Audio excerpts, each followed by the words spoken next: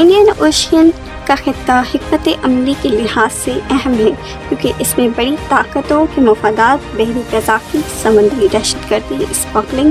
غیر قانونی ماہی گیری جیسے چیلنجز کا سامنا کرنے کے لیے میری ٹائم سیکیورٹی کا تعاون ضروری ہے، جس کا بنیادی مقصد یہ ہے کہ ان تمام مسائل کی شرح کو کم سے کم کیا جا سکے اور اپنے انڈین اوشین کے ریسورسز کو سیکیور کر کے یوٹیلائز کیا جا سکے، کیونکہ دنیا کی 80% آبادی انڈین اوشین میں پائی جاتی ہے، جو کہ 20% ارتھ سرفیس کو کور کرتی ہے۔ اگر دیکھا جائے تو انڈین اوشین میں 28 اسٹیٹس کی باؤنڈریز انڈین اوشین سے ملتی ہے اور یہ 3 بڑے خطوں کو آپس میں جوڑ کر اس کی اہمیت کو بڑھا دیتی ہے، کیونکہ انڈین اوشین کے تھرو ہی $300 بلین کی ایکسپورٹ اور 450 یعنی 450 بلین کی امپورٹ ہوتی ہے۔